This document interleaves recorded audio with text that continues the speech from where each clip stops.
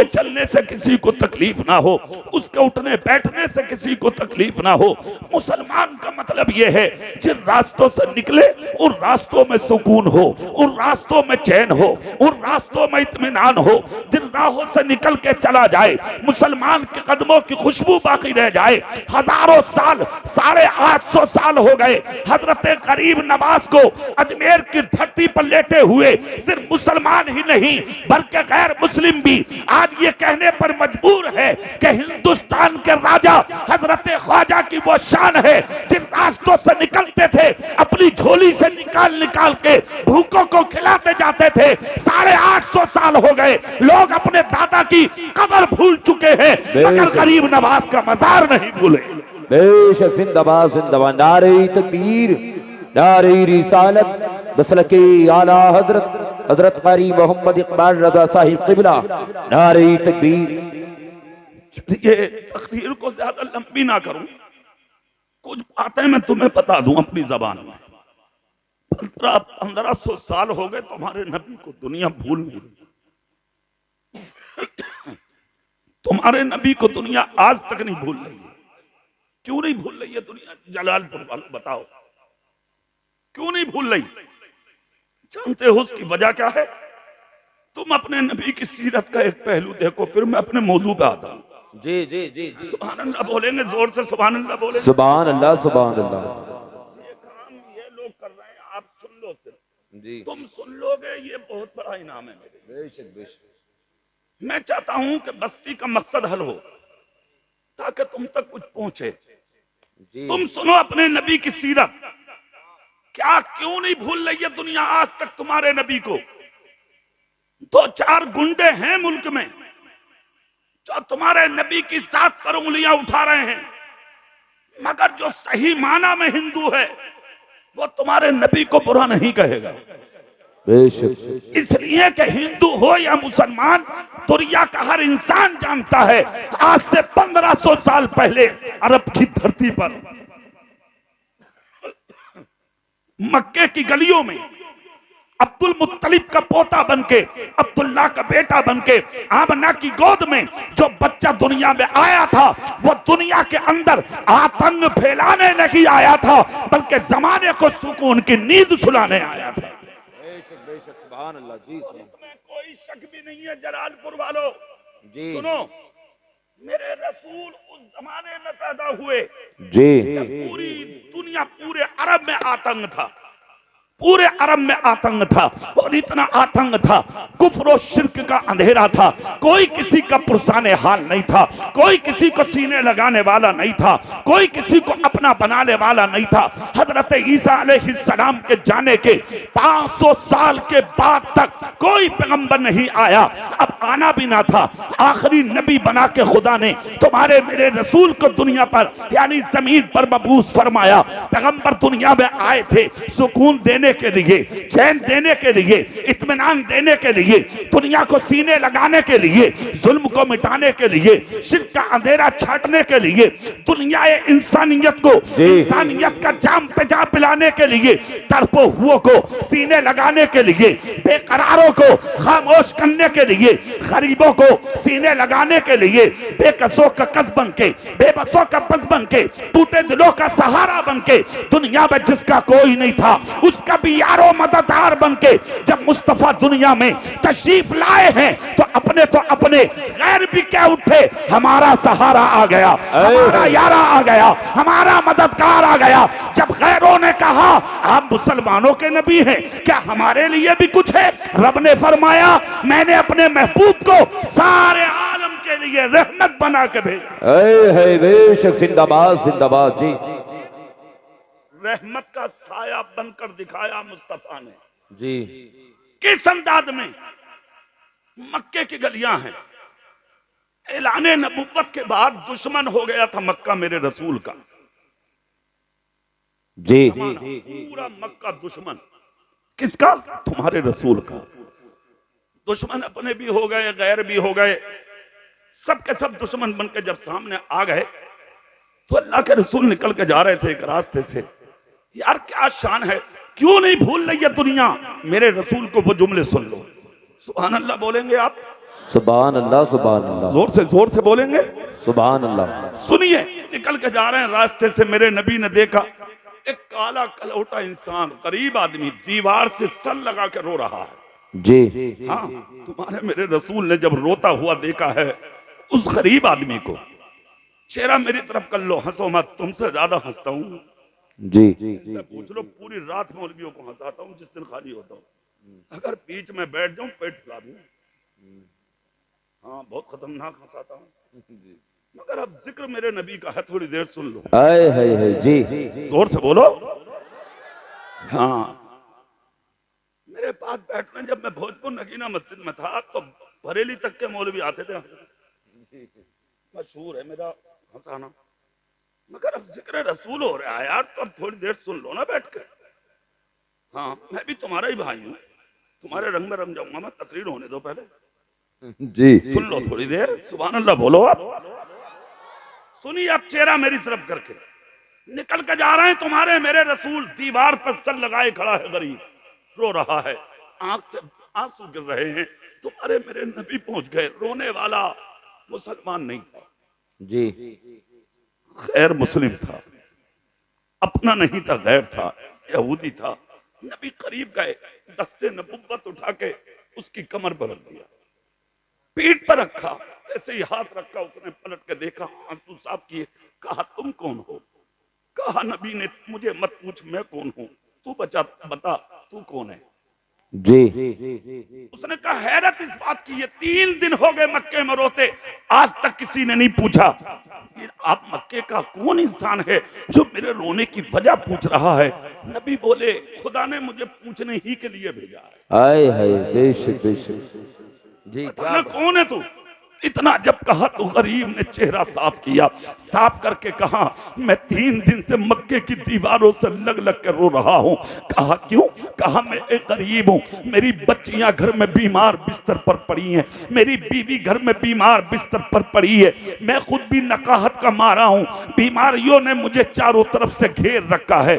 कहा परेशान क्यों हो जरा बताओ? कहा परेशान इसलिए हूँ, मक्के में 3 दिन हो गए आते हुए, मक्के में एक शख्स है जिसको मक्का अबल हकम अबू जहल के नाम से जानता है, बहुत बड़ा आदमी है, अमीर आदमी है, मैं उसके यहाँ मजदूर हुआ करता था, मगर आज जब मैं मजदूरी लेने आता हूँ तो वो मेरे सीने पर ठोकर मारता है, मुझे गालियां देता है, मुझे जलील करता है, मुझे दरवाजे से भगा देता है। गरीब बता किससे रहा है? उस पैगंबर से, जिस पैगंबर ने फरमाया कि अगर मजदूर तुम्हारे घर में मजदूरी करता हो, तुम्हारे घर में करे, मकान में करे, दुकान में करे, खेत में करे, खलियान में करे, दीवारों पर करे, इधर उधर करे, जहां भी तुम्हारे घर में मजदूरी करे, उस पैगंबर के सामने करीब कह रहा है, जिस पैगंबर ने फरमाया कि मजदूर की मजदूरी उसका पसीना सूखने से पहले उसके हाथों पर रख दो। मुस्तफा फरमाते हैं, मजदूरी का पैसा लेके जो खुशी गरीब को होती है और उसके गरीब बच्चों को होती है, और उन गरीब बच्चों के मुंह से जो दुआ निकलती है, उस दुआ का असर काम कराने वाले को यह मिलेगा कि जब कयामत का दिन होगा, दुनिया जन्नत तलाश करेगी, मेरी शफाअत उस गरीब की मदद करने वाले को ऐसे तलाश करेगी जैसे कुर्बानी के लिए बाजारों में तुम बकरे तलाश करते हो। जिंदाबाद जिंदाबाद, नारे तकबीर, नारे रिसालत, मसलके आला हजरत कारी मोहम्मद इकबाल रजा साहिब किबला।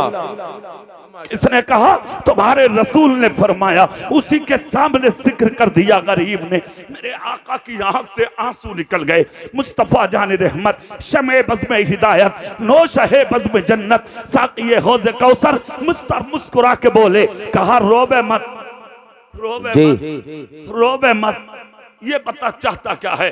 कहा मैं चाहता हूं, गरीब हूं, मेरे घर का चूल्हा जल जाए, मेरी बच्चियां बीमार होने से बच जाएं, मेरी शरीक हयात को जिंदगी मिल जाए। अरे आप तो सुनने यही बहुत है, यहाँ बैठ जाओ, मेरा दिल कर रहा है, मेरे सामने बैठ जाओ, या तुम यहाँ बैठ जाओ। अरे क्या बात है, कहाँ जा रहे हो चाचा? अब कुछ ना बचा, हो गया जलसा जी, मेहनत कबूल। बेशक बेशक, बोलो सुभान अल्लाह, सुभान अल्लाह, सुभान और अल्लाह, घूम के बोलो सुभान अल्लाह। अब कसम खा के बताओ, जाने दिल कर रहा है तुम्हारा? जाओगे या सुनोगे? कब तक? पक्का बताओ कब तक है? पक्का सुनोगे? हो गई? देख लियो। चलो हो गई तो सुभान अल्लाह बोलो फिर। अब सुभान अल्लाह। अब सुनो तकरीर, झूम के बोलो या रसूल अल्लाह। चेहरा मेरी तरफ कर लो, मेरी तरफ सुनो। मेरे रसूल ने फरमाया, क्या चाहते हो? कहा मेरे घर में आराम, मेरे घर में चैन, मेरे घर में सुकून, मेरे घर में शांति हो जाए, इसके अलावा मुझे कुछ नहीं चाहिए। पैगंबर आदम जनाबे मोहम्मदुर रसूलुल्लाह सल्लल्लाहु अलैहि वसल्लम सरापा सुकून बन के आए हैं, सरापा चैन बन के आए हैं, सरापा इत्मीनान बन के आए हैं। वो तो ऐसे बन के आए हैं कि उनकी महक ने दिल के गुंजे खिला दिए हैं, जिस राह चल दिए हैं, कूचे बसा दिए हैं। जब आ गई है जोशे रहमत पे उनकी आंखें जलते बुझा दिए हैं, रोते हंसा दिए। बेशक जिंदाबाद। मेरे रसूल ने क्या किया? हाथ पकड़ लिया गरीब का। जी सुभान अल्लाह, सुभान अल्लाह। जोर से जलालपुर वालों, हाथ पकड़ लिया नबी ने। हाथ पकड़ कर कहां लेकर चले? उसके दरवाजे पर, जिसको दुनिया अबू जहल के नाम से जानती है।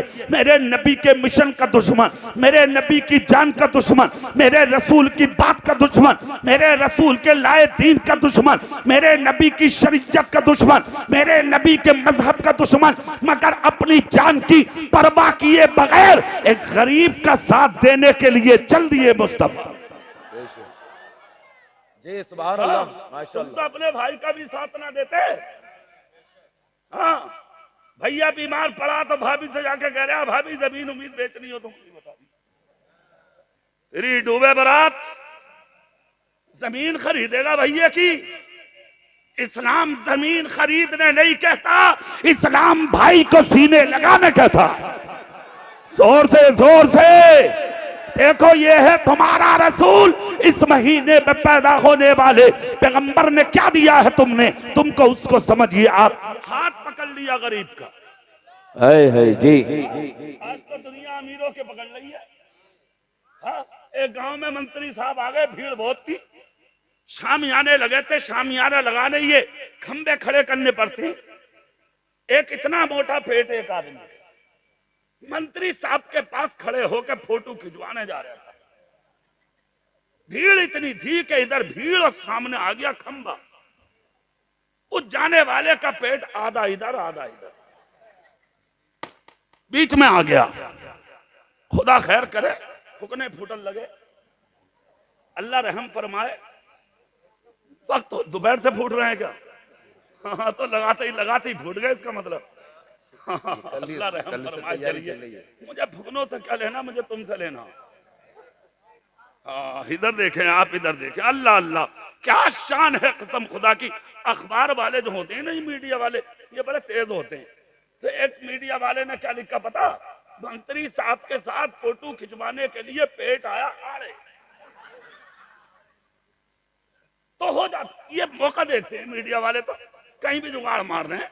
समझ गए? इसलिए बड़ी होशियारी से बोलो, पता कुछ नहीं है, जो जहां बैठा वहीं फोटो खींच रहे हैं, वीडियो बन रही है। अल्लाह रहम फरमाए। समझ गए? तो आजकल तुम मुंह देखकर भी नहीं करते। कौन देता है भाई का साथ? कौन देता है गरीब माँ का साथ? कौन देता है गरीब बाप का साथ? बाप के भी बंटवारे हो रहे जी।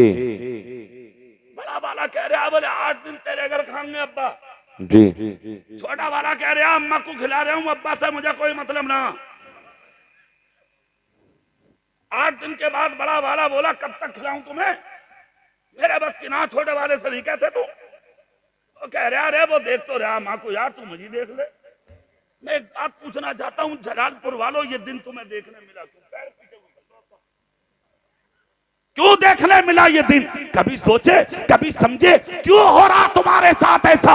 इसकी वजह सिर्फ एक ही है।